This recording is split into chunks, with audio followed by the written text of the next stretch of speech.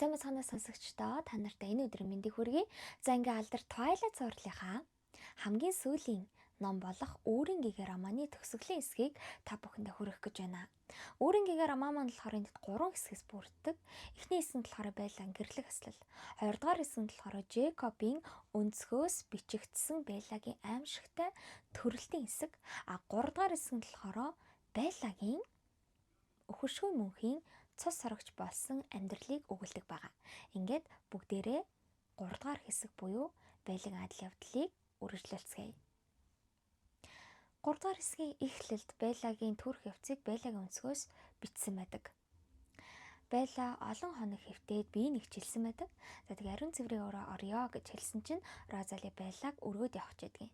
Тэнгүүд Белла хэрэггүй миний би бүр чилээд наа би жоохон алхаад явъя гэд буудангаасаа буугаад нэг сайхан сониачаад ариун цэврийн өрөөлөгөө явах гэсэн чи Беллагийн буудангийн төшөөлөө тавьчихсан байсан цустай аяг нь өнхрөөд унчтээ. Тэнгүүд Белла өөрөө ирэхгүй тэр асгарсан цус руу гараа сунгадаг. Тэгсэн чинь Беллагийн хид хідэн хавирга нь аимшигтайгаар хугардаг байгаа. За ингээ Белла маш муухагаар ойрлоод газар руу унж яхад нь Эдвард, Розали хоёр Беллаг өргөөд шууд Карлайлын өрөө рүү аваачдаг. За Карлайлын өрөөг болохоор эмнэлгийн зориулалтаар ашиглах гад тогтчулчихсан байдаг. Ингээд Беллаг эмнэлгийн орон дээр хөвтүүлдэг. Тэгсэн чинь Беллаг унж байх үеэр нь ихс нь хохроод унчихсан учраас Беллагийн дотор байгаа тэр ураг нь бүтээд Беллаг дотроос нь өшөглөөд хамаг ясыг нь хуглаад идэг байхгүй юу? Өөрөөр хэлбэл амсгалж чадахгүй болохоор тийчгэнж байгаа гэсэн. За тэнгууд нь Эдвард мэдээж морфин тариад Беллаг мэдээ алдуулахыг хүлээн. Тэгсэн чинь Розали хүүхэд бүтлээ гингүүтээ шууд хутга аваад Беллагийн эцэг зүсэж орхидог. Белла ч гэсэндээ дотроо бодохдоо юугаа хүлээгээд байгаа юм, миний өвдөх ямар амаатай юм бэ? Зүгээр л хүүхдийг гаргаач гэж боддог. Гэхдээ орилж хэлж өрөөсөж чаддгүй юм. Ингээд Эдвард өөрийн шүдэрээ эхнэрийнхээ хөвлийг хаг яраад тэнгүүтээ хүүхдээ гаргаж ирдэг байгаа. За тэгэхээр эрлээ цус сорогч хүүхэд хэрхэн төрдөг процессыг та бүхэндээ товчхон хэлж өгөх юм бол маш аимшигтай. Тэр хүүхэд шүдэнд бүрэн ургасан хойноо ихийнхээ тэр савыг дотор талаас нь ураад тастаад гарч ирдэг гэсэн. Тэгэхээр энэ төрөлтөөс хүн их нь бол ерөөсөө амьд үлдэх боломжгүй байгаа зү тэ. Дотроос нь урж тастаал нэг амтан гарч ирнэ штэ. Гэхдээ тэр мэдээ зүгээр хүүхдэлтэй. Харин Эдвардын хувьд гэх юм бол мэдээж тэгүүлэхгүй тул эхлээд хутгаар хөвлийг нь зөсч онгоолонгуудаа доошо тонгоогоод тэр хатуу мембранаар бүрхэгдсэн яг л цус сарагчийн арьс шиг тийм хатуу зүйлийг шүдэрээ урж тастаад хүүхдээ гаргаж ирдэг байгаа. Ингээд Эдвард хүүхдээ гаргаж ирэнгүүтээ Ренесмен гэж хэлдэг. Тэгсэн чинь Белла би нэг харъя да гэж хэлдэг байгаа. За тэгээд Эдвард Беллад хүүхдийг нь тэрвүүлдэг. Тэрвүүлэгч гэждээ зүгээр ингэр дээр нь тавьдیں۔ Тэгсэн чинь нөгөө охин чинь үнэхээр сахилахгүй нас. Зүгээр ээждээ анх удаага тэрвүүлж байгаа юм байж ч айтайхан ч тэрвүүлчихгүй ээжийнхээ ингэр цэжийг нь хазаж орхино. Цус сорогчид хазуулахаар нэг юм хагас сарын хэлбэртэй сарив гардаг байхгүй. Яг тийм сарвыг ээжийнхээ ингэр дээр үлдээдэг. За тэгээ хүүхдийн амнаас нь цус гараад за тэгээ Эдвард Ренесми болохгүй гэж хэлээд охиныг холдуулдаг байгаа. Ингээд Эдвард Жекобд хүүхдийг аваад доош буу гэсэн чи Жекоб уурлаад наата зүгээр сохоор гараа шидчихээч гэж хэлдэг. Тэгсэн чи Розали хурж ирээд охиныг аваад явдаг байгаа. Ингээд шууд Эдвард Беллагаа аврахаар хичээж эхэлнэ. Яагаад гэх юм бол Беллагийн та хүн бодож байгаас тэ сав мав нь урагчихсан. Ер нь бол тун удахгүй өөх гэж байгаа. За дээрэс нь Беллагийн нухс нь маш хүнд бэртэл аваад гэмтчихсэн байгаа гэсэн үг. Ингээд Беллаг авд гэх юм бол бүр дуугарч чаддгүй. Бүр ингээд амьсгал авах хэцүү, ер нь амьдрах гэж юу гэдгийг ч Белла ерөөсөө төсөөлж чаддгүй. Харанхуй руу аажмаар живээд лээдэг. Эдвардын хувьд гэх юм бол Беллаг гараас нь энд тэндээс нь хазаад за тэгээд цус нь гарсны хорийг нь буцааж гаргахын өмнө шууд хилээрээ толоогоод шархыг нь аниулаад за дээрэс нь өөрийнхөө хорыг маш том тариур дотор хийж агаад эхнэрийнхээ зүрхэнд шахдаг байгаа. Цус орогч болох үйл явц бол маш аимшигтай. Ер нь бол андаараа түүдэг галд зүгээр хамаг биеэ хүлүүлчихсэн шатаалгаж байгаатай адил тийм мэдрэмжийг авдаг байгаа. Яаж л юм байла морфин маш ихээр тарьчихсан. Тийм болохоор бүр хөдөлж чаддгүй. За яагаад морфин тарьсан бэ гэхлээр магадгүй морфин ихээр тарих юм бол цус орогч болох үйл явц нь өвдөлтгүй болох байхаа гэж Карлайл туршил хийж байгаа царин юм байна л да. Тэгсэн чинь морфин исэн чинь бүр долоон дор болоод Белла бүр үгчилж чадахгүй, хилээж хөдлөж чаддгүй. Ингээд аажмаажмаар цохилсоор Беллагийн зүрх нь нэгмөр зогсдог байгаа. Белла бүрэн цус сорогч болж хуурдаг. Мэдээж өвдөлт нь бол хэлхийн эцэсгүй байсан ч гэсэндээ аажмаажмаар гал нь намдаад Белла нүдэ нэдгээ. Белла нүдэ нээсэн чинь тэр хэдэн мэрийн цаанаага машины хөгжмийн чимээ. За тэгэл таасан дээр хэргэлдэж байгаа тоос тэрийг хараад маш их гайхдаг. Ер нь л супер хүчтэй болоосэрж байгаа гэсэн үг шүү дээ. Ингээ Белла босоод ирсэн чинь гэрийнхэн нь түүнийг төвшөөртэй нүдээр хараад тойроо зогсож идэгэн. Белла шууд босон гутаа хан налаа зогсож идэгэн. Ер нь бол өөрийгөө хамгаалах хэрэгтэй. Тэр зүүн савин нь араатлаг зүүн савин нь ажиллаад за тэг гэрийнхнээсээ өөрийгөө хамгаалах гэж хичээнэ. Тэгсэн чи Эдвард аажмаажмаар Белла руугаа төхөөд хонгор минь бүх зүйл зүгээрээ. Чи зүгээр болсон. Чи бидний нэг болсон. Тэгээ битгий би чам туслаа гэж хэлдэг. Тэнгүүд Белла Эдвардыг хараад тайвширнгуудаа тэр хоёр маань үнсэлцнэ. Беллагийн бодлоор болохоор энэ бол тэдний хамгийн анхны үнсэл гэж боддог. Хэдийгээр Белла хүн байхдаа Эдвардтай үнсэлцэж үдсэн ч гэсэндээ Эдвард би хэд их барьдаг гэсэн учраас Беллагийн цус орогч болоод цус орогч Эдвардтай үнсэлсэн тэр үнсэлцэн энэ тэнцүү их сайхан байсан гэж тэмдэглэж дурсан байдаг. Ингээ Белла анхныхаа анд явахаар болдог. Белла шууд гисээ тэмдэгч үзэнгүүтээ нэрээ Ренесми яасан бэ гэж асуудаг. Тэгсэн чинь Эдвард Ренесми зүгээрээ бүх зүйл сайхан байгаа. Гэхдээ хонгор минь эхлээд хоёлаа анд явах хэрэгтэй. Чи цангаж байгаа үстэй гэж хэлдэг. Белла хоолоогоо барьдаг. Яагаад гэх юм бол аимшигтай ихээр цангаж байдаг. Бид нар ингээд ус уухгүй жоох утгаар ам цангадсан шүү дээ. Гэхдээ тэр бол төсөөллийн эцэсгүй. Тэр цангалт бол бүр цөлд хэд хоног яваад ангад сангаж өөх гэж байгаа юм шиг тийм цангалтыг Белла мэдэрдэг байгаа. Мэдээж цусаар цангадаг аимшигтай. Ингээд Эдвард Белла хоёр хамтдаа анд явахаар боллоо. За тэгээд Белла шууд доошо буугаад хаалгаар гарах гэсэн чи Эдвард Белла хойлоо доошо боох хэрэггүй байхаа. Яагаад гэх юм бол тэн тэрнээс байгаа. Чи бие сайн барь сурсныхаа дараа охинтойгоо уулзсан дээр ах. Тэм учраас хойлоо шууд нь хоёр давхраас өсрөөд явчих гэж хэлдэг. Тэгсэн чи Белла юу яриад байгаа юм бэ? Би тэгэхэр чи няцардсан байгаа сте гэсэн чи Эдвард үгүй.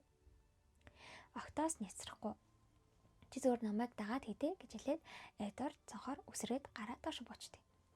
Тэгсэн чинь Белла бүр гайхаад яахаа мэдгүй байжсэн чинь ардаас нь хүмүүс харж байгаа гэдгийг мэдэнгүүтээ би яриад өсөрдөг. За тэгээ өсөрж явахдаа нэг юм олж мэддэг нь Белла маш шох үзүүртэй өндөр өсгийд өмсчихсэн байгаагаа мэддэгэ. Манай Беллагийн хувьд гэх юм бол маш үзэсгэлэнтэй болсон байдаг. За тэгээд Беллаг ямар их үзэсгэлэнтэй болсныг Белла талент хараад л мэддэг байгаа. Тэгсэн чинь Белла үдшилгийн хөх торндаашинцтай маш өндөр өсгийтэй дөөфөлтэй сэрдэг байхгүй юу? Мэдээж Алис л унтжахт нь эсвэл хувирж яхад нь хувцсыг нь салчихсан бололтой. За ингээд Белла Алис гэж амандаа өглөж уурлангуудаа нөхрийнхаа араас гүйдэг байгаа. Гүйсэн чинь маш хурдан гүйдэг. Бараг нөхрөөсөө ч хурдан гүйгээд идэв. Тэгээ гүйгээ явжсэн чинь замд нь гол тарлнаа. Белла гахаад яхаа мэдгүй зогсож исэн чинь Эдвард энэ голыг даваад өсөрчих гэж хэлдэг. Тэгээ Белла би чадахгүй штэ гэж хэлдэг. Яагаад гэвэл Белла ч хүн байхтай хүртэл жирийн хүн шиг зөөр нэг хэд алхаж чаддгүй байсан штэ. Дандаа бүдэрч өндөг. Үнэхээр бүтлэхүү гар байсан болохоор энэ голыг давж өсрөн гэдэг нь юусаа толгоонд нь орж ирдэг. Тэнгүүт Эдвард чи намайг хардаа гингүүтээ өөрөө голын цаана өсрөөд гардаг. Тэгсэн чинь Белла голын цаана өсөрч гисэн чинь бүр Эдвардаас хол газар өсрээд боочтیں۔ Тэрэндээ бүр баярлаад хөөрөөд гүйж гарнаа. За ингээд манай Эдвард Белла хоёр гүгээлин. За тэгжсэн чинь Эдвард бүр хойно хоцорсон байдیں۔ Та бүхэн мэдж байгаа бол Эдвард гэр бүлийнхэн донд бол хамгийн хурдан гэдэг. Тэгсэн чинь Белла бүр Эдвардаас хурдан гүгээд байдаг. Тэгээ Эдвард Белла чи хилд авах гэж байгаа мó гэж хэлээд чи Белла энийгээ зогсдог. Ингээд Эдвард Беллад хэрхэн ан хийх аргыг зааж өгнө. Белла нүдэ андаа гэдгсэн чи Белла нүдэ андий. Тэгсэн чинь эргэн тойронд шавж, ургамал, жижиг битүү, том араатай амтны чимээ Белла сонсогдно. За ингээд зүүн совингоо даг гэж хэлнэ. Белла нэг сонин үнэртэй амтныг үнэрлсэн чинь наа чин бууга нохойло тэрийг агнана гэж хэлв. Ингээд Белла яг тэр буугыг агнах гад явжсэн чинь замд нь хүн гараад ирвэл яах вэ? Тэгэд Белла шууд тэр хүн рүү буюу хүний цус руу улангасан дайрч хүн рүү гүйж эхэлнэ. Тэгсэн чинь Эдвард мэдээж Беллаг зогсоох гээд урдуур нь орсон чинь Белла Эдвард руу маш аимшигтайгаар архирдаг байгаа. Тэгээ байжснаа гівэнд энэ юу болоод наа гэж бодонгуудаа амьсгалаа төгчээд буцаад гүгээ явдаг тийм. Эдвард бүр гайхаад Беллиг араас очоод чи түрүүн юу болсон бэ гэсэн чи Белла түрүүний хүн байсан биз дээ. Хүн байсан тийм ээ гэж хэлдэг. Тэгсэн чи Эдвард тийм ээ хүн байсан намайг уучлаарай. Би ийм хол хүн явж гин гэж юусоо бодсонгүй. Би эхлээ шалгадаг байж гэж хэлсэн чи Белла зүгээрээ би харин маш муухай зүйл хэлээ намайг уучлаарай гэж хэлдэг. Тэгээд Эдвард бүр гайхаад чи яагаад уучлах удаа гэсэн чинь би чамраа архираа эзтэй гэж хэлдэг. Тэгээд Эдвард бүр гайхаад чи бүр энэ хүртэл ирчгээд тэр хүний цусыг сорохгүйгээр зүхтэж явангуудаа одоо тэгээд над руу архисныхаа төлөө уучлах гэж байгаа юм гэж хэлдэг. Тэгээ Белла үнэхээр миний буруу байсан гэж хэлдэг. Эдвард бүр гайхаад байдаг. Ер нь бол яагаад гайхаж байгаа нь ойлгомжтой. Шинээр төрсөн цус орогч хүн дэрэгдэн эргэн тойронд нь байх юм бол бие барьж чадахгүйгээр шууд тэр хүнийг алаад цусыг сорох хэрэгтэй юм байл та. Тэгсэн чинь Белла маш гайхалтайгаар бие барьж чаддгийг. Ингээд Эдвард Белла хоёр маань ямар тааж уулын арслан агнаж цусыг зоогддог. За тэгээд дээрэс нь хид хідэн бууг гөрөөс зэргийг агнаад Беллагийн цангаа арай нэг гайг болдгийг. Ингээ манай хоёр буцаж гэртээ хурж ирнэ. Гэртээ буцаад хүрээд ирсэн чинь гадаа нь Жекоб зогсож ил явах уу? Белла гайхаад нэр намайг унтж байгаагаар юу болсон юм болоо гэж бодсон чинь Жекоб юу ч болоогүй юм шиг зогсож байдیں۔ Тэнгүүтээ Белла чи яг л хിവэрэй шүү гэж хэлэнгүүтээ би бодлоо л да чи Ренесми дээр туршилт хийхээс өмнө эхлээд над дээр нэг туршаад үзүүл яасан гэж хэлдэг. Тэгсэн чи Белла гайхаад чи Ренесми дургу өстэй гэсэн чинь яг хоо нэг тиймэрхүү юм болсон л та. Гэтэ чи эхлээд намайг өнөрлөөд өстэй. Чи намайг нэг тийм хазмаар юм шиг, эдмээр юм шиг санагч гин үү гэд Жекоб Белла асуудаг. Тэгээ Белла очиж Жекобыг өнөрлсөн чинь Жекоб чи бүр өмхирчжээ гэж хэлдэг. Тэгсэн чинь ард нь хүмүүс энийг чимээ сонсогдноо. Ингээд Белла Жекоб өнөрлөөд ямар ч тийм идэх жоохтой цусыг сорох тийм хүсэл төрдгүй. За ингээд Белла за та би охинтой уулзч болох уу гэдгсэн чи Жекоб замаас нь холддгүй. Эдвард Жекоб руу урлаад Жек Белла охинтойгоо уулзмаар нь гижээн холд гэдгсэн чинь Жекоб арай гэж нэг холдонгуудаа Беллагаас төрүүлээд Ренесми рүү яваад очив. Ренесми дүнгэж төрсөн хэрнээ бүр 3-4 сартай хөөгч том болчихсон байдгийг. Тэгээ Белла бүр гайхаад энэ одоо миний төрүүлсэн хөлт мөн үү гэд бодсон чинь Эдвард харин тиймээ Ренесми бүр өдрөөр биш цагаар өсөж байгаа. Маш хурдан том болж байгаа болохоор бидний ч гэсэн санаа зовж байгаа гэж хэлдэг. Ингээд Белла охин руугаа аажмаар ойртоод ямар тааж охиноо тэрвэрнэ. Белла охиноо тэрвэрсэн чинь ерөөсөө тийм цангах мэдрэмж ерөөсөө төрдөггүй. Хайр зүгээр л инхрийлэл ямар хөөрхөн охин бэ л гэж боддог. Яг л их хүний зэн савин нь эргээд сэрэгчихсэн юм шиг санагданаа. Белла охиноо тэрвэрээд ижсэн чинь Жекоб нэг л сонирн байгаад байдیں۔ Тэгсэн чинь Жекоб Ренесми рүү яг л нэг анх удаага нар харж байгаа хүн шиг гайхаал, ширтээл, бишрээл хараад байдаг. Тэнгүүд Белла гівэнд учрыг нь ойлгонгуудаа шууд Роз охиныг авч идэ гингүүтээ Жекоб руу дайрч эхэлнэ. Би дөнгөж сая охиноо тэрч үзэж яхад чи миний охиныг бүр өмчлөөд авсан байх шүү дээ гэж хэлдэг. Тэгсэн чинь Жекоб энэ миний сонголт биш үү те Белла гэж хэлдэг. Тэгээд Жекоб бүр Беллагийн уурыг хүргээд тэглэж Нээси надад сайн байдаг штэ гэж хэлдэг. Тэгсэн чинь Нээси гэдэг нь болохоор Лох Нээси гэд нуурын магасын нэр ахгүй. Тэнгүүт Белла чи бүр миний охиныг магасын нэрээр нэрлэж байгаа юм уу? Тэр чинь жаахан хүүхэд гэсэн чинь Жек би мэдлгүй байх втэ гэд хэлээд байжсэн чинь Белла шууд Жекоб руу дайраад өшөөлдөг байгаа. Тэгсэн чинь Жекобын урд дуур чон олж хувирсан Сет ороод өртдөг. Ингээд Сет маш хүнд бэртэл авнаа. Гэтэ та бүхэн санаж байгаа бол хүн чон маш хурдан эдгэрдэг. Тэгээ Карлайл Сетийг эмчлээд хурдан эдгээдэг байгаа. Белла ч гэсэндээ сая юу гэснээ сануугата хамгийн сайн найз руугаа дайрснаа бодоод маш ихээр ичдэг байгаа. За ингэ байжсэн чи Алис өрөөдөрнэ тэнгүүтээ Белла төрсөн өдрийн минь төргий гэж хэлдэг. Тэгсэн чи Белла юу яриад байгаа юм бэ? Би өрөөсөө одоо нас нэмэхэд болцсон штэ гэсэн чинь тэр хамаагүй. Гэхдээ өнөөдөр хэдэн сарын хэдэн мэдэж гэнэ үү? 9 сарын 13. Чи 19 нас хүрлээ гэж хэлдэг. Мэдээж үрдийн 18-таараа үлдсэн гэж зөрүүдэлсэн ч гэсэндээ Алис Белла төрсөн өдрийн бэлгийг өгөөрөлдгөө. Алис 2 ширхэг төлхөөр гаргаж ирнэ. Нэг төлхөөр нь болохоор Эдвардын бэлэг. За Эдвардын бэлэг бол ойлгомжтой. Эдвард Беллад машин авч өгнө гэдээ амлчихсан байсан. За хоёр дахь төлхөөр нь болохоор Калиныхны бэлэг байгаа. Тэгэхээр Калиныхан Беллад юу бэлгэлсэн бэ гэхээр маш хөөрхөн ойн цорхоодох чулуун байшин бэлгэлсэн байдаг. Тэр байшинг нь жохон төрслөх юм бол чулуун юм өвлгөрийн юм шиг байшин байгаа. За номон дээр болохоор цэсангоо ба 7 одын байшин шиг гэж зөөрлөдөг. За тэгээ байшин руугаа номон хаалгаар яваад оронгууд нь орчин үеийн засалттай маш тухлаг буудан за тэгээд Итали хийцийн номын тавиур за тэгсэн хэрнээ камен зуухтай ингээд хоёр өрөөтэй нэг өрөөнд болохоор Ренесмигийн өрөө нэг өрөөнд болохоор Эдвард Белла хоёрын өрөө за тэгээд маш том хувцасны өрөө байдаг. Ийм хөрхөн байшинтай за тэгэнгүүтээ Эдвард Белла хоёрын унтлагын өрөөнөөс шууд сарнайн бутан цэцэрлэг рүү ордог тийм гой шаттай ер нь л айгүй хөөрхөн байшин байдгийг. За ингээ Алис байшинд нь оруулж өчөөд яваад өгнө.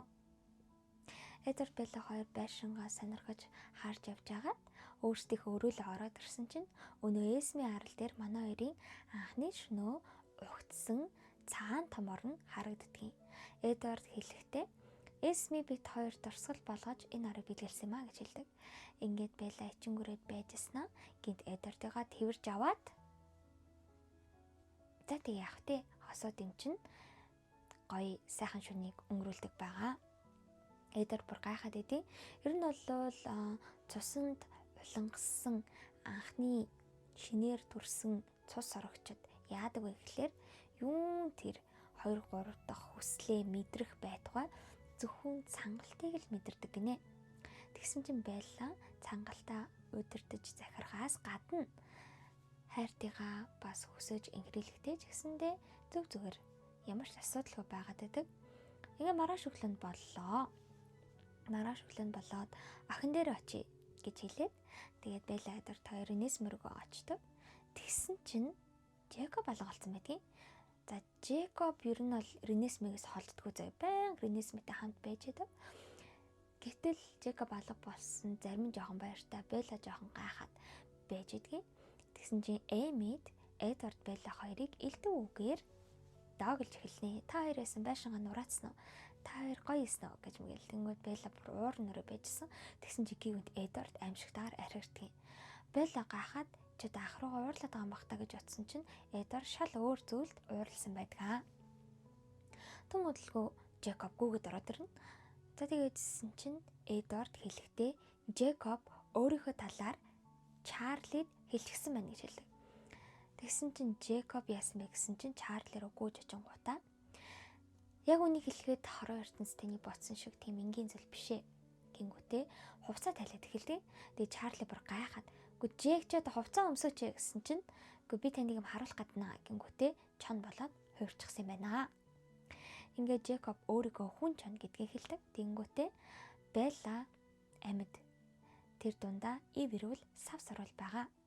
За дээрээс нь Белла өдөр тойрд нэг охин өргөж явсан. За дээрээс нь Белла одоо Ренегээс илүү Эсмитэй адилхан болсон гэж Чарлид хэлдэг. Чарлиг өвдөх юм бол охиноо амьд сэрүүн эсвэл өгсөн гэдгийг мэдэж чадахгүй байсан болохоор Жекобийн мэдээгээр шууд Беллатай уулзгаар наашаа хөдөлсөн байдаг. Энэ нь юу гэсэн үг гэхээр Белла хэдийгээр бие сайн барьдаг цус сорогч ихсэндээ төрөөд дөнгөж никэ хонж байгаа цус сорогчтой. Гэтэл төрсөн эцгийг нь туршилтаар оруулахаар болсон гэдгийг сонсоод хин ч ер нь уурлаа шүү дээ, тийм үстэй тий. Тэгээ Жекоб би үнэхээр тийм хэцүү байдаг гэдгийг мэдээгүй. Беллаг маш сайн бие бариадсан болохоор нь би Чарлид хэлчихсэн намайг уучлаарай гэж хэлдэг. За одоо ингээ явах тий. Ямар ч тааж Белла энгийн хүний байдлаар жүжиглэхээр болдог байгаа. За тэгээд Беллад болохоор бор өнгийн ийм линз зүүж өгөө. За тэгээд хүний хийдэг зуршил үйлдэлүүдийг тогтмол хийхийг хэрийнх нь зааварчилж өгдөг байгаа. Чарлиж хурж ирнэ. За тэгээд Беллагаа хараад тэрсэн чи Белла мэдээж хүүхдэн биетэй болчихсон. Чарли хэдийгээр сонирн болсон ч гэсэндээ охиноо амьд байгаа учраас маш их баярлдаг байгаа. Гэхдээ ямар ч хэцэг хүн дийштэй би ихтэй Чарлиг айгу өрөвдөг байхгүй юу? Юу ч мэдгүй тэгээд хичнээн их санаан зовсон байлаа тий. За тэгээд Ренесмиг гаргаж ирээ Чарлид харуулдаг. Тэгээд Чарли өргөж авсан хүүхэд гэдэгт нь юусоо итгэдэггүй. Гэсэн ч гэсэндээ Беллаг төрүүлсэн гэдэгт бас итгэж чаддаг. Яагаад гэвэл Белла өдөр дээр гэрлээ дөнгөж 1 сарыг л өнгөрөөсөн байдаг. За ингэ Чарли өдөржингөө хамт байжгаад гэрлүүгээ буцаад яваад өгнө. Энэ өдрөөс хойш Белла Чарлитай хүссэн цагтаа уулзах боломжтой болов. За ингэ Беллад бол маш сайхан байдаг. За тэгээд Белла Эмид хоёр бас хүчээ үздэг байгаа. За Калиныхан дунд бол Эмид хамгийн их хүчтэй гинэ. За тэнгүүд Белла болохоор шинээр төрсөн цус сорогч учраас хинээс ч илүү хүчтэй байгаа. За ингээд Эмидийг үзэж хагаад Эмид Белла хоёр хүчээ үздэг байгаа. Ингээд Белла Эмидийг төвгүй ялдаг байгаа. Гэхдээ мэдээж хэдэн сарын дараа хүч нь алга болоод Эмид хамгийн хүчтэй нь хэвээрээ үлддэг л дээ. Ингээд манай Белла Эмидийг ялсайгаа дараагаар бүр хөөрөөд баярлаад за тэгээ энэ тэндээс нь чулууг атгах шороо болгоо тэрэндээ хөөрөөд өсөрч төвцээд байжсэн чинь Ренесми маш хөөрхөн жингэнсэн хонх шиг инээдэг байгаа. Мөн Беллагийн арьс нь яг л алмаз эрдэнэ шиг наранд гялалцдаг болчихсон байдгийн. Ер нь л манай цус сорогчдын арьс тэгж гялалцдаг л да. Гэхдээ Ренесмигийн арьс л зур хүний арьс шиг байдаг. Гэсэн хэдийч цус сорогчийн арьс шиг бат бэх байдаг байгаа. За үүнд нь бол Белла маань их баярлан яагаад гэх юм бол нартай үед ч гэсэндээ миний охин гарч гадуур зугаалж энгийн хүмүүс шиг амьдарч болох юм байна гэж боддгоо. Энэ өдрөөс хойш 3-7 хоног өнгөрдөг. Алис вааранд цэцэг хийгээд бүжиглэх мэт алхаж явж исэн чинь түүнийг нь хараа сууж исэн Ренесми гинт өөрөө алхаж эхэлнэ. Энэ мэдээж хүмүүсийг айлгадаг ч гэсэндээ Жекоб ганцаараа алгатааш баярлдаг байгаа. За яагаад манайх айгаад байгаа гэхээр хүүхэд нь маш хурдан том болж байгаа. Том болсоор хагаад хэдэн жилч болохгүйгээр өтлөөд өгчхүүдээ гэж айгаад байгаа байхгүй. Тийм болохоор Карлайл Эдвард нар бол домог содолж эхэлчихэдэг. За дээрээс нь бас нэг асуудал тулгарна. Тэрний үе гэхлээр Эсми арал дээр Эдвард Белла хоёрыг балсартаа явцсан байх үеэр нь Алис ирээдүг харсан чинь Кайос тусгай салааг наашаа дагуулж ирээд Беллаг шалгах гэж байдгийм байна. За тэнгуут мэдээж тусгай салаа наашаа ирнэ гэдэг нь аюултай учраас Белла өөрийн биеэр очоод Уолтерид өөрийгөө цусрагч болсноо харуулах хэрэгтэй гэж үздэг. За Белла тэгтээ ганцаар явах хэрэгтэй. Яагаад гэх юм бол Беллагийн бодлыг Аарон уншиж чадахгүй. Хэрвээ бусд нь хамт явах юм бол Аарон бусдын бодлоос Ренесмиг олоод харчихна. Тэгэхээр хинч Ренесмиг Аарод мэдгэдгийг хүсэхгүй байгаа гэсэн үг. Ингээд өдөр бүр яг л загрын шоу шиг өнгөрдөг. Ренесми том болж байгаа учраас Ренесмигийн том болж байгаа хорон мөчийнхэн зураг бүрийг нь манайд аваад зургийн цамагт хийж идэг. За дээрэс нь Ренесми үнэхээр үзэсгэлэнтэй. За дурслах юм бол шоколадан боронгийн нүдтэй, яга бутарсан хазартай, цонхор царайтай, хүрэл өнгийн, урт бурдгар өнгийн өтгөн өстэй тийм хөрхөн охин байдгаа. Ингээд Ренесми, Белла, Жекоб 3 ан хийжэдэг. Тэгээ Ренесми болохоор зөвхөн хүний цус уухыг хүсэжсэн гинэ. Тэгсэндээ хүний цус уух нь ямар буруу вэ гэдгийг тайлбарлаж өгөнгүүт нь амьтны цус ууж эхэлсэн. За дээрэс нь Ренесми хүний иддэг хоол гэсэндээ идэх боломжтой байдаг мөн. Гэхдээ Ренесмигээ цус уух илүү дуртай гинэ. Ингээд Ренесми, Жекоб, Белла 3 ан хийгээд буугагнаад байжсэн чинь цас орноо. Тэгээд цас ороо байжсэн чинь Ренесми үсрээд цасан ширхгийг гартаа бариад ээжтэй харуулдаг. Мэдээж ямар л энгийн хүүхэд цасан ширхгийг бариад ээжтэй харуулж авах вэ? Гэтэл Ренесмигийн яг энэ үйлдэлийг нь Ирина олоод харчдаг. За Ирина гэж юм бэ гэхээр Деналагийн гэр бүлийн нэг гишүүн. За тэгээд Лорн гэдэг нэг цус орогч байсан шүү дээ. Беллаг алах гад байдаг. Тэгээд Шинэ сар гэдэг ном дээр Беллаг алах гэж байгаад хүн чонуудад баригдаад алуулчихдаг. За тэгсэн чинь Ирина, Лорн хоёр хосууд байсан байна. Тэгээд Лорныг нь алсан учраас Ирина хүн чануудыг үзий яддаг болчихсон байсан. Гэсэн хэдий ч тэрнээс болоо муухай аашилсандаа уушлалт гуйх гад Карлайлинд ирж исэн байна. Гэтэл гай газар дороос гисэн шиг Ренесмиг олоод харчихсан. Тэнгүүтээ өхөшгүй мөн хүүхэд байна гэж бодонгуудаа шууд буцаад гүгээд яваад өгдөг юм. Ингээд Иринагийн араас Эдвард, Карлайл хоёр явсан ч гэсэн ерөөсөө гүйцдэггүй. Тэгээ Иринаг хаашаа явж байгааг Алис харах гад ирээдүгээрээ хараад яваад идэв. Тэгээ нэг өдөр Жекоб төр гэрлөөгөө очоод ирья гэд явчихсан. Тэгээ манай хэд цаашдаа яах вэ? Уолтерийн хөх руу хэн явах вэ гэж ярьж агаад Белла, Карлайл хоёр Уолтерийн хөх руу явахаар болсон. Тэгээд эхлээд Белла очоод өөрийгөө шалгуулаа. Тэгээ ямар нэгэн муу зүйл болох юм бол Карлайл очиж аварнаа гэснийг тиймэрхүү төлөвлөгөө цоожгсон. За үүний дараа болохоор Амазоны ширэнгэн ой руу очоод ер нь л Амазонд нэг юм эрлээс хүүхдүүдийн талаар домог авих байгаад байгаа байхгүй. Тэгэхээр тэр ойг самжааж болтугай домгийн талаар судалж мэдээд охиноо хэрхэн аврах вэ? Зөв ирээдүйд юу болох вэ гэдгийг мэдхийг хүсэж байгаа. За Алис болохоор ирээдүг хараад Амазоныг харсан ч ерөөсөө юу ч харагддаггүй. Тэгээд Алис ер нь жоохон гайхаад байдаг байхгүй юу? Та бүхэн мэдж байгаа бол Алис Ренесмигийн ирээдүг харж чадахгүй. Дээрээс нь Жекоб ирээдүг харж чаддаг. Ер нь бол тийм эрлийц хүмүүсийн ирээдүг харж чаддгүй юм шиг надад санагдсан. Ингээд манай Алис бүжиглэх мэт алхаагаараа Варанд цэцэг солиод хийжсэн чинь гэвгэнт газар Варунаад хагарчихдаг. Хүн бүгд гайхаад Алис руу хардаг байгаа. Тэгсэн чинь Алис ирээдүг хараад гүлээсэн зогсож идэг. Ер нь бол ямар цус сорогч санамсаргүй ч гэдэг юм уу санаатай ч гэдэг юм байдлаар ямар нэгэн зүйлийг гараасаа унгааж алдна гэдэг бол маш ховор үзэгдэл байгаа хгүй. Бүгдрээ гайхаад идсэн чинь Уолтери гэж Эдвард Алисын бодлыг уншаад хариулдаг байгаа. Уолтери бөөнөрөө бүр ихнэр хүүхэд бүх хамгаалагч тайгаа манай хэд рүү дайрахаар, устгахаар, шүүхээр ирж идэг юм аа. За яагаад вэ гэх юм бол Ирина Уолтер руу очин гутлаа Ренесмигийн талаар альчиж. За Ренесмиг болохоор хөшгөө мөн хүүхэд Калиныхан бүтээж гисэн байна гэж хэлэнгүүтээ энэ шалтгаан нь далимдуулаад Уолтерийг манай хэдийг устгахаар болсон байдгаа. Уг нь бол манай Ренесми чи хөшмөнгүй хүүхэд биш шүү дээ, тий. Хөшгөө хүүхдэд чи яадаг вэ гэхээр хүүхэд цус орогч гэсэн үг байхгүй. Тэр нь болохоор жаахан хүүхдийг цус орогч болгоод хуурчихсан.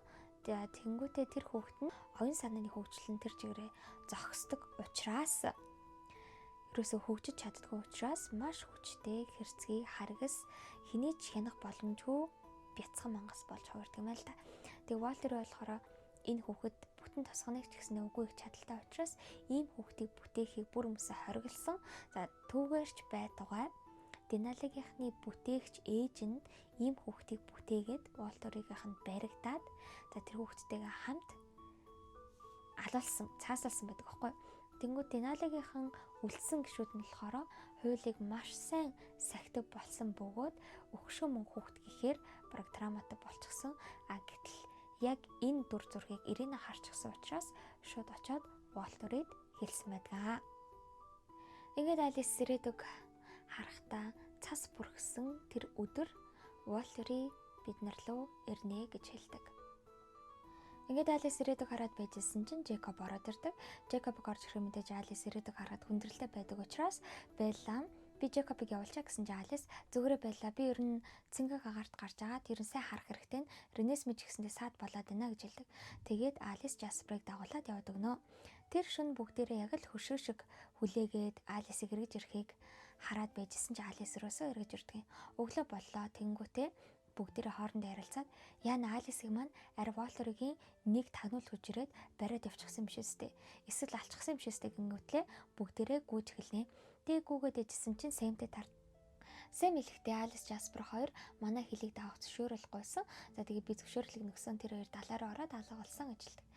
Ямар ч тач бүгдээрээ ойлгохдоо Алис Жаспер хоёр тэднийг орхиж явсан юм байна гэж ойлгодог байгаа. За дээрэс нь Алис нэгэн захидлыг үлдээсэн.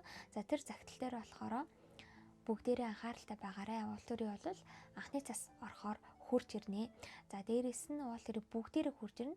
За тэгээ та нарын маань гол аврагдах зүйл нь юу гэхээр гэрчүүд цуглуул. За тэгээд тэр гэрчүүдээр Ренесмиг өхөшөө мөнхийн хүүхэд бишээ гэдгийг гэрчлүүлээрэ гэж хэлдэг байгаа. Ингээд бүгдээрээ ажлаа хуваарлаж явдаг байгаа. Энэ огоор Белла Алисын бичсэн захидлыг харсан чинь өөрийнх нь Венецийн худалдаачин гэдэг номных нэг хэсгийг ураад захидлаа биччихсэн байдаг. За үүнийг нь Белла харангуйтаа Алис яагаад заавал миний номны хуудас дээр захидлаа бичсэн болов? Арай надад бас нэг захидал үлдээсэн биш үстэй гингүүтээ гэрлөөгөө яваад очдөг.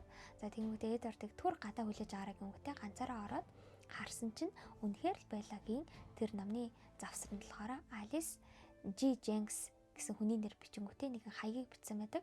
За тэгээ өрөөч бичиг байдаг. Тэнгүүд Белла тэрийг нь болохоор хараад шууд цээжилж ангуудаа ил зоохондаа гэж шатааж орхино.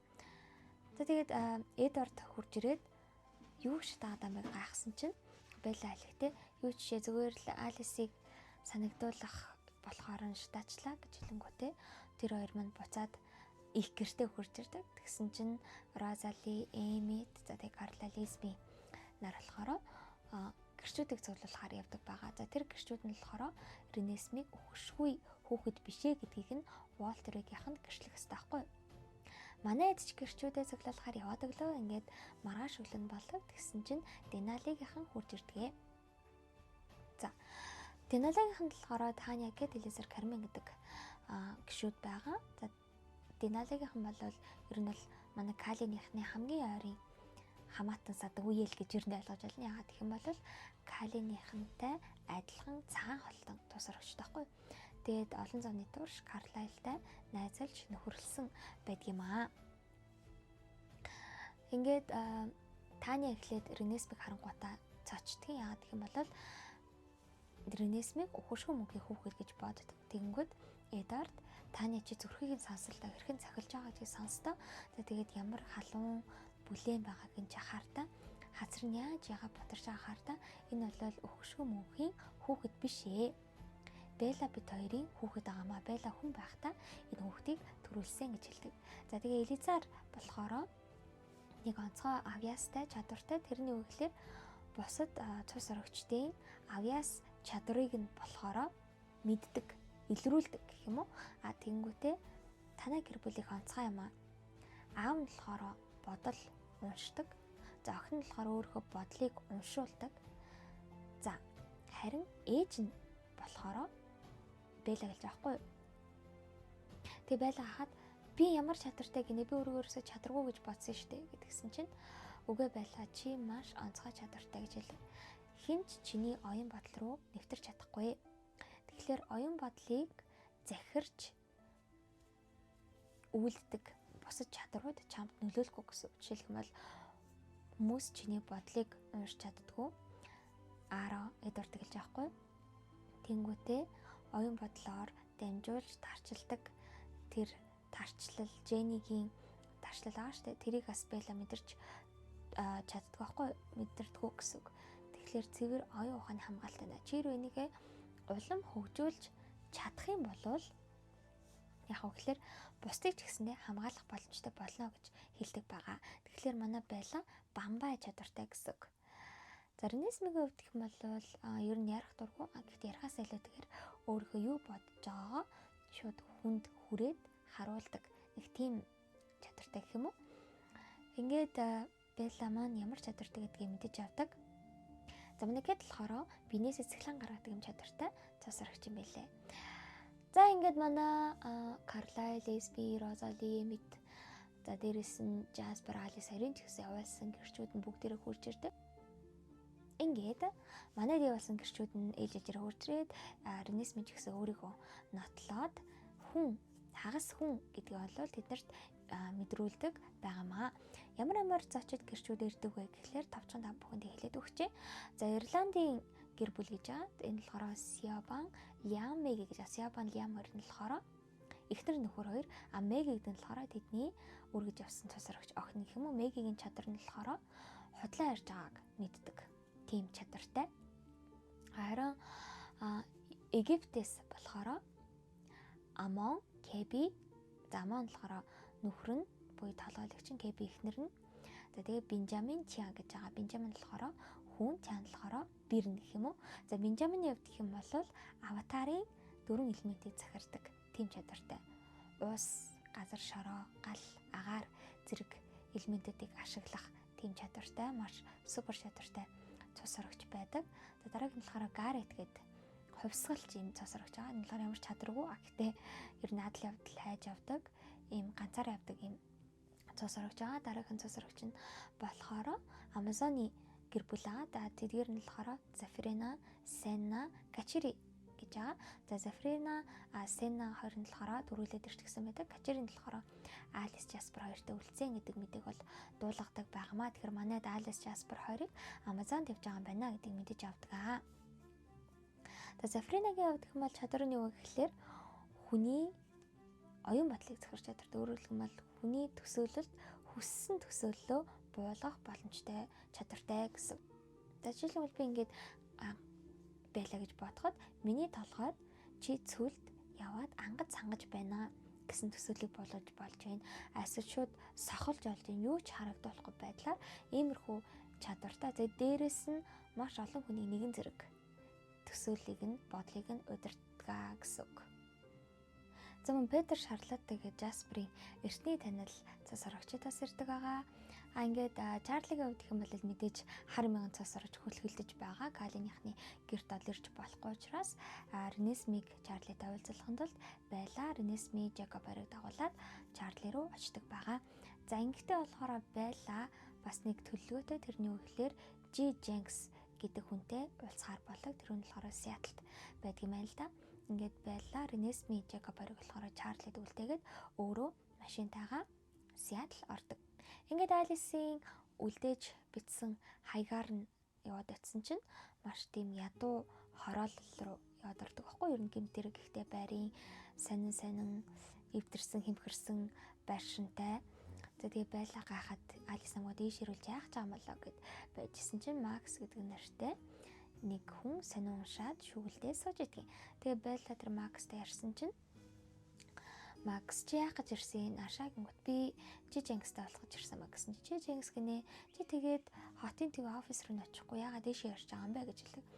Тэгээд Байла гайхаад байжсэн чинь чи Жи Женксийн доорыг мэдэх үү гэдгсэн чинь нөгөөх нь би мэднийг би ихтэй эхлээд Жи Женкстэй яриадахаа гэд. Тэнгүүтээ Жи чамтай уулзахаар нэг хөөрхөн бүсэлхийг өөрсөн хүрэн өнгийн өстэй маш үзэсгэлэнтэй супер модель шиг нэг эмэгтэй хурж ирээд уулзъя гэднэ.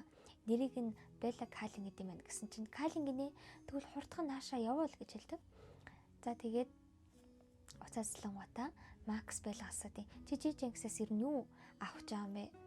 Чи ямар бичиг баримт хийлгэж байгаа гэж хэлдэг. Тэнгүүд Байла шууд ойлгоноо. За юу ойлгож байгаа вэ гэхээр тэднэрт бол ямар ч найдар байхгүй байна. Тэгэхээр Ренесмиг цогтаалгахын тулд хуурамч бичиг баримт хэрэгтэй. Тийм учраас энэ Жи Женксээр хуурамч бичиг баримт хийлгэхийг Алис надаас хүссэн юм байна. Бидэрт бол ямар ч найдар байхгүй байна. Тэгэхээр Ренесмиг л амьд үлдээе гэж боддог. Ингээд Жи Женкстэй хотын төв офис руу явж очиж уулзаад Ренесми болон Жекоб хоёрт болохоор хуурамч гадаад паспорт үнэмлэх захиж хэлэгдэг байгаамаа. Ингээд Байла гэртээ хүрээд ирдэг. Тэнгүүтээ дордод Ренесмид авсан бэлгээ харуулдаг. Тэр нь болохоор энэ зөвлөдөг байхгүй. Тэнгүүтээ амнаасаа ч илүү гэдэг ийм үгтэй. Тэгээд тэр зөвлөлт нь онгоодог. Тэнгүүтээ онгоодог тэр зүрхэн ховл дотор нь болохоор Эдвард Байла Ренесми гурийн зургийг хийчихсэн тийм зүйл байдаг. За манай дээр нэг сонин зочид хүрэлцэн ирдэг нь хэн бэ гэхээр Владимир Стефан гэдэг хоёр цус орогч байгаа байхгүй. За тэдгээр нь болохоор Волтер ер нь бол цус орогчтой язгууртан байсан гэсэн штеп. Тэгсэн чи Волтерийг язгууртан байхаас өмнө хаад байхаас өмнө тэр хоёр хаад байсан юм байна. Тэгээ Волтерийг тэр хоёрыг буулгаж аваад тэгээ өөрсдөө хаад болсон байл да хэдэн мянган жилийн өмнө. Тэгээд тэр хоёр болохоор манай эдэг бослох их чинь гэж бодонгуудаа хурж ирж нэгдсэн байгаа нь энэ юм байна. За мөн Белла бамбай чадвартай гэсэн шүү дээ. Тэнгүүтлээ Белла руу Jenny тарьж чаддгүй, Алик тарьж чадахгүй. За Jenny болохоор ямар аимшигтай чадвартай вэ гэхлээр шууд харцаараа хэнийг ч гэсэндээ тарчилгах аимшигтайгаар өвдгөх юм чадaltaй. Аликийн өвдөх юм бол манан гэдэг зүйлийг бүтээж явуулангуудаа шууд хүмүүсийг сохлох чадaltaй гэсэн үг. Хүмүүс юу ч мэдрэхгүй, юу ч харахгүй болдог ийм аимшигтай чадвартай гэсэн. Волтерийн цэргүүдийг би нэрлэж байгаа шүү. За Димитри болохоор мөрч чадвартай. Тэр нь бол хэнийг ч хаанаас ч самаагүй олох чадaltaй гэсэн. За Феликс нь болохоор маш хүчрхэг, ер нь маш хүчтэй тийм цус орогч байгаа. За Арав та нар мэдж байгаа хүний гаранд хүрээд өмнө нь юу бодож исэн, юу боддог, юу мэдэрдэг бүгдийг нь мэдэх тийм чадaltaй байгаамаа. За Каяс өвдөх юм бол маш мухаштай цус орогч байгаад байгаа. За Каяс Ландрын чадал гэсэл ер нь бол бусдыгаа шүрвтэйдэл байж идэг. За Маркусын өвдөх юм бол холбоос мэдэрдэг чадвартай гэх юм уу. Одоо энэ гэр бүл хоорондоо хэрэг холбоотой байна гэдгийг мэддэг гэсэн үг. За ийм сонин чадвартай. Волтерийн өвдөх юм бол хамаг л сайн онцгой чадвартай цус орогчдыг өөрсдөө нэгтгэж цэргээ болгодог байгаа байхгүй юу. Ингээд Christmas-ийн баяр болдог. Christmas-ийн баяраар мэдээж охиных нь анхны Christmas-ийн баяр учраас манай Чарлигийн гэр тэмдэглэдэг байгаа. Нэрээ саннаас манай Чарли Харри гэж Чарли хамгийн сайн найзасан шин сар ном дээр хөрхий зүрхний шигдээ сарнаас бардгийн Харригийн эхнэр Сьюзентэй болол гэр бүл болж байгаа юм шиг байна лээ. Сьюзен бол Чарлиг хоолонд дийж өгөөд манай орол хөөрхөн болцсон байдаг.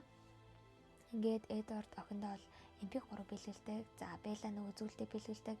Жекоб болохоор Рене Смит бугууч бэлгэлдэг байгаа. Энэ болохоор хүлээтийн хамлалтын бөгжний загвартай. Ер нь бол бугууч гэж ойлгож болно. За тэгээд мөн Эдвард хадам авдаа гоё орчин үеийн технологиг ашиглаж загас барьдаг тийм загасны уурга бэлгэлсэн байдаг. Тэгээд бүгдээрээ энийгээл юуч болоогүй юм шиг байж идэг.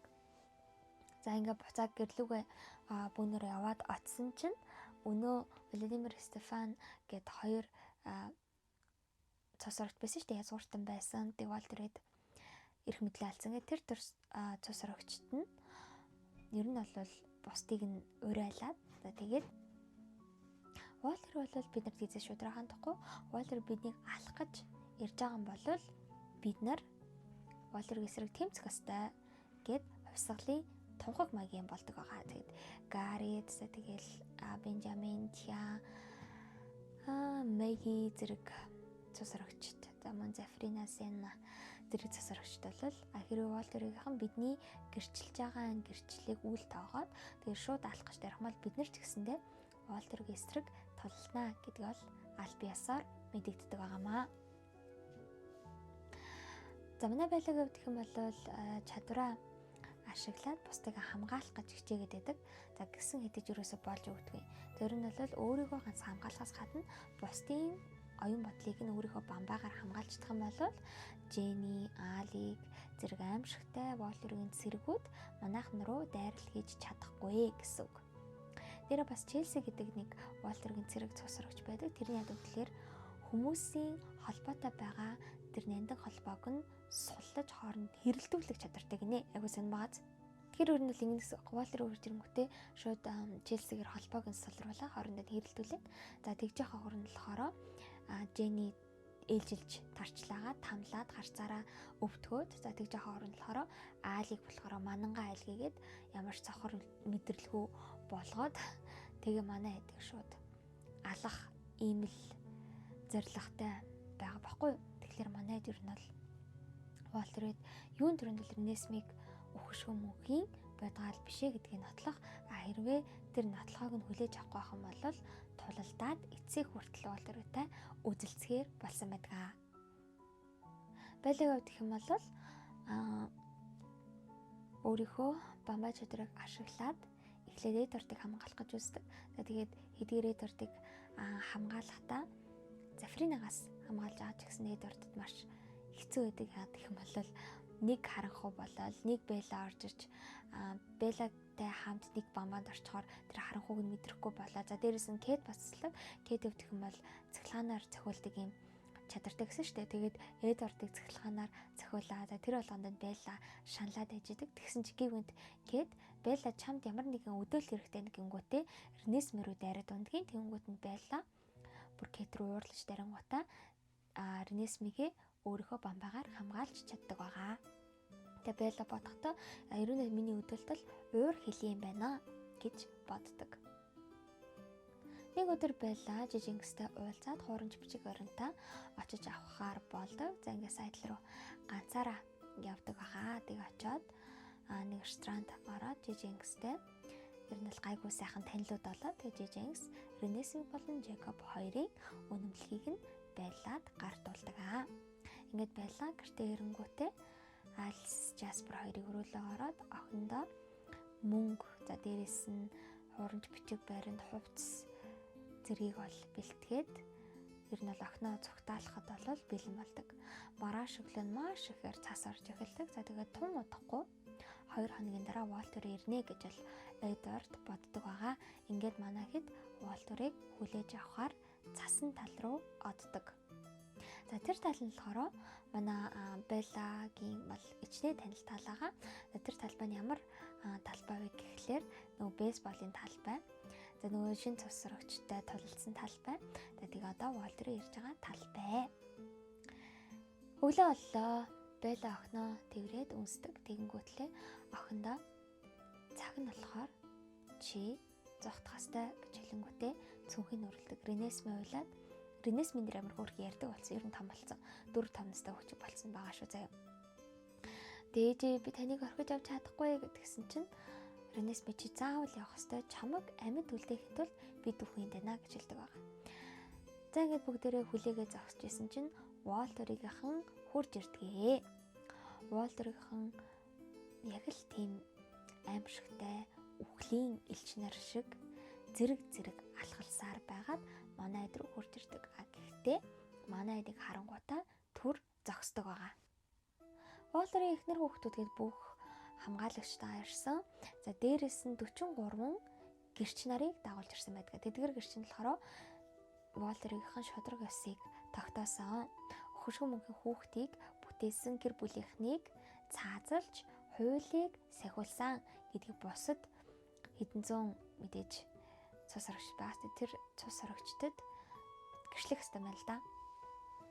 Ингээд Уолтерыг хурж ирээд төр зогсдог. За энэ үеэр нь болохоор Карлайл Аротой ярьдаг байгаа. Тэгээд Карлайл хэлэхдээ Белла ямар ч буруугүй. За Ренесми болохоор өхөшгөн мөнхийн хүүхэд бишээ гэж хэлдэг. Ингээд Ара болохоор Эдвардтай уулзах хүсдэг. Тэгээд яагаад заавал Эдвардтай уулзах хүсэж байгаа юм гэхээр Эдвард чинь бүх хүний бодлыг уншдаг учраас хэрвээ Ара Эдвардын бодлыг уншчих юм бол бүх хүмүүсийн бодлыг давхар уншна гэсэн үг байхгүй юу? Ингээд Эдвард очиад Арад бодлоо уншвал ингээ Ара Эдвардын бодлоос Ренесмиг өхөшгөн мөнхийн хүүхэд биш юм байна гэдэг нь ер нь олоод харчиж байгаа гэсэн үг байхгүй юу? Тэгээ Кайос баг юу хэлээд байгаа юм бэ? Хэдүүлээ цааслахаа эхлэе гэсэн чинь Ара төр хүлээжээ. Энийг өөр юм болоод наа гэж хэлдэг. Ингээд Белла болон Ренесмитэй Ара уулзахыг хүсдэг. За тэгэнгүүт нь Арагийн хувьд гэх юм бол Димитри Феликс гэсэн хамгаалагчтайгаа. За Беллагийн хувьд гэх юм бол Жекоб Эмит хоёртойгоо ингээд тал талаасаа уулзж байгаа гэсэн үг. За тэгээд манай Сэм болон Жекоб нар бол бас бүх хүн чануудаа нийт баг 16 хүн чанд байдаг ах шүү. Бас манай хэдийн төлөө толилдохаар жагсаасан байдаг. Яагаад гэх юм бол мэдээж Ренесми Жекобтой холбоотой учраас Жекобыг хамгаалахын тулд бусад чоннууд ч гэсэндээ хамтдаа нэгдэн дээрээс нь өөртөө газар нутгийг хамгаалж байгаа гэдэг утгаараа Уолтерийнхантай тултахаар нэгдсэн байдаг. Ингээд тал талаасаа би бинийгээ хажаад шинжээд байжсэн. За тэгээд Ренесми Аароо руу очиод "Сайн Аароо" гэж хэлдэг. Аароо бүр баярлаад "Ямар сони юм бэ? Ийм юм бас байдгаа" гэж хэлээд за тэгээ байжсэн чинь Аарыг өвдөх юм бол бидний анх ирсэн зорилго маань бол хуулийг сахиулах хөшөө мөнхийн хүүхэд бүтээсэн та нарыг шийдэх байсан. Гэхдээ энэ бол шал өөр тэс ондоо зүйл байна гэж хэлдэг. Гэсэн хэдий ч энэ бидний ирээдүйд аюулгүй гэдгийг нотлох боломжгүй гэж хэлдэг байгаа. Аараа хамгаалагчтай шууд өөрлөгөө дуудаг. Тэнгүүт нь Эдвард, Белла, Эмит, Жекоб, Ренесми нар болохоор шууд ухарч өөрийн хэд дээрж нийлдэг байгаа. Ер нь бол энэ хэсгийг уншихад маш төгшөөртэй. Бүр яах гэдэг юм мэддэхгүй. Ингээд Каясын хувьд гэх юм бол тэгвэл Ирина биднэрт худал мэдээлэл өгсөн байна гингүүтлээ шууд Иринаг дуудаж ирүүлдэг. Тэгээд "Ирина, чи юу гэж бодож байна?" гэж Ирина намайг уучлаарай. "Би худал мэдээлэл өгсөн байна. Би үнэхээр мэдээгүй. Тэгээ бүх хариуцлагыг би хүлээе" гэж хэлдэг. Тэнгүүд Каяс "Тэглээ авахтай чи мэдээж бүх хариуцлагыг хүлээнэ" гингүүтлээ эгч дүүсийнх нүдэн дээр Иринаг цаазлжтэй. Маш аимшигтайгаар цаазлаг. Ерөөсөө хэдхэн секундын дотор Иринаг бүр хумхийн тоос үнс чанд руу болгодог байгаа. Шууд хойр хамгаалагч хурж ирэл Иринаг хэдэн хэсэг болгож уурж тастаал. Тэгэл Каяс гал гаргаж ирэл шатаагаал өгөөчтэй. Маш аимшигтай. Мэдээж Таня дүүгээ алуулж байгаа учраас шууд Каяс руу дарах гэж гүн. Тэнгүүт нь Эдвард Таняг хурднаараа очоод барьж зогсоодог. За тэгээд Кэтиг мэдээ зогсоох гэж яагаад гэвэл Кэт ч нэг цахилгаанаараа зохиод хэнийг ч ойртуулахгүй. Тэгсэн чи Гаррит Кэт рүү очоод ямартайч зогсоодог. Тэгээд Зафрина Кэт Таны хоёрын нүдийг нь сахлаад за тэгээд буцаагаад тойрогт авчирдаг байгаа. За уг нь бол Каясын төлөвлөгөөний байсан мэхлээр Иринаг алаад тэнгуут нь Таня Кэт хоёр шууд дайраад шууд тулаан эхлээд явахыг хүсэжсэн боловч манай зогсоосон учраас яаж чаддгүй. Ингээд их гурвал зөвлөлөө хийхэр болно. Их гурвал зөвлөл хийх нь яадаг гэхлээр ер нь бол ингээд шийдвэр гаргаж ийн гэсэн үг байхгүй. Тэнгүүтээ гуруулаа гараа барьж тойрч зогсдгийг. За мөн дээрэс нь манай гэрчлэгээр ирсэн Сиобан, Лям нар болохоор за мөн дээрэс нь Амон, Кэби гэл бүгдэр болохоор Ренесмиг хөшгөн мөнхийн хүүхэд биш ээ гэдг нь бол гэрчилсэн байдгаа. За гисэн хэдий ч манай хэдийг шийдэг гэхээр нөгөө аимшигтай гурвал чинь зөвлөлөө хийхээр зогсдог байгаа.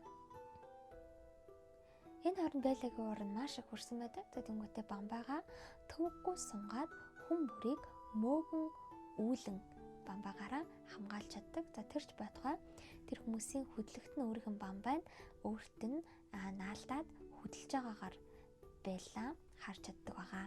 Тэгэхээр Беллагийн тасламжтай оруулахаараа манай хэд аимшигтай аюулуудаас хамгаалж байна гэсэн Челси дайрч чадахгүй. За тэгээд Жени дайрч чадахгүй, Алиг дайрч чадахгүй. Тэгэхээр манай дин тэнцүү хүчтэй болж байна гэсэн үг байхгүй юу?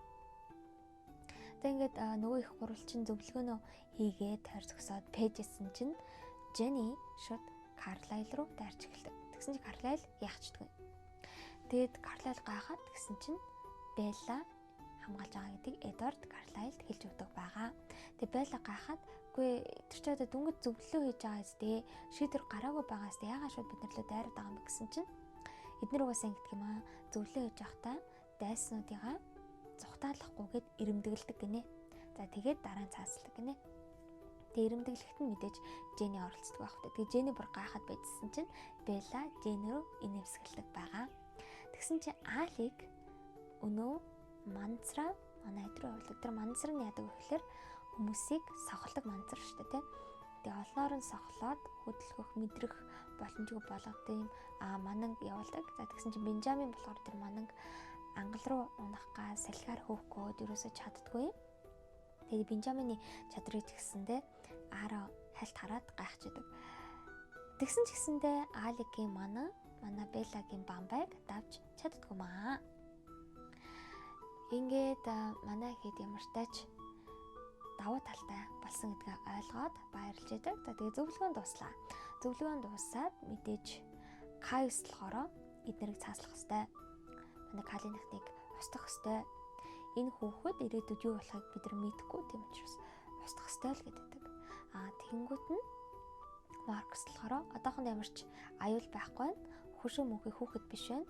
Хүнд аюул учруулаагүй байна. Тэгэхээр хүлээснээр хаа гэж хэлдэг.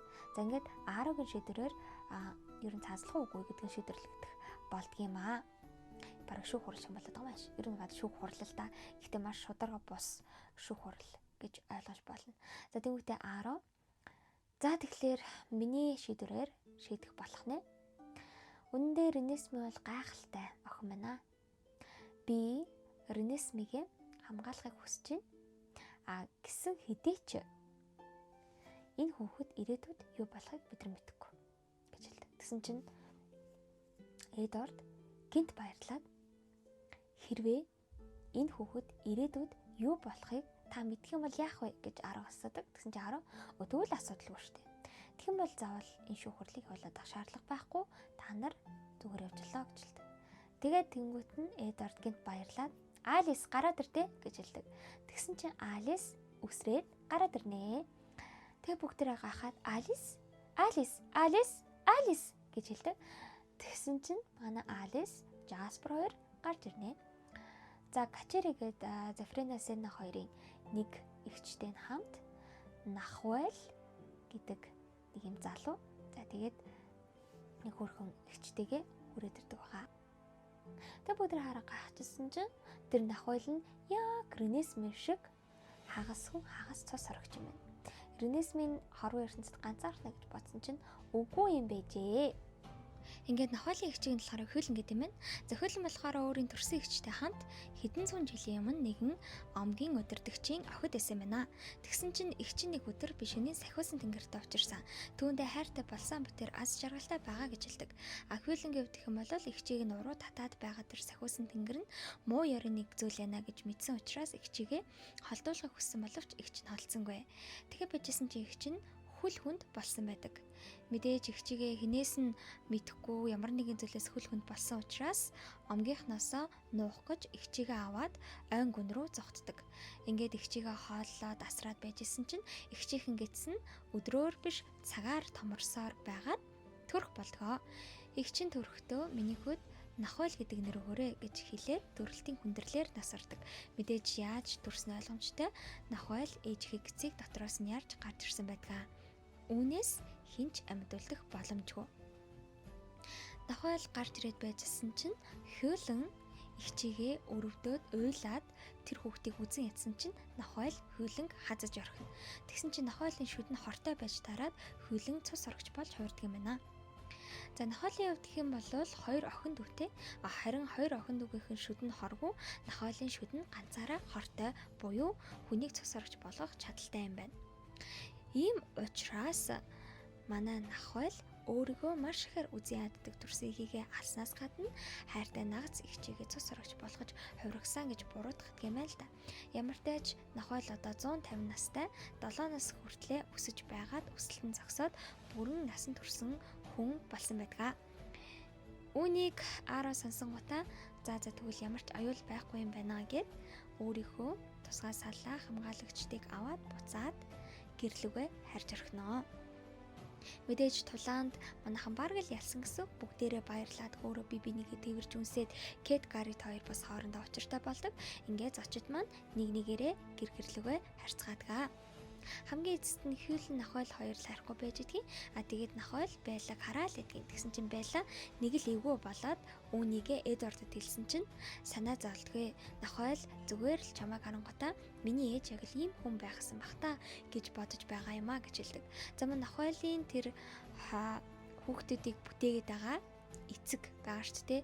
Тэр нь болохоор Йохан гэдэг юм. Тэр болохоор өөрийгөө эрдэмтэн гэж боддог. Тэгээд энэ дэлхийд шин төрөлтийг бий болгоно гэж үзэж байгаа юм байна. Харин Волтерийнхэн мэдээж түүнийг олоод мэдсэн учраас Йоханыг гисгэх нь гарцаагүй. Ингээд байлаа эдгээр тэрнээс мэ 3 гэртээ үрж ирдэг.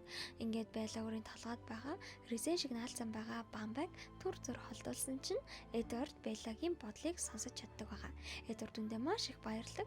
Тэгээ Белла анх хэрхэн учирсан, юу болсон, хурим, за тэгээл шинээр дүрсэн анхны үсэлт, анхны шүн зэрэг гайхалтай зүйлсүүдийг боддог. Тэгээ Эдвард төвчлөгөө Беллагаа өмсөж ярихна.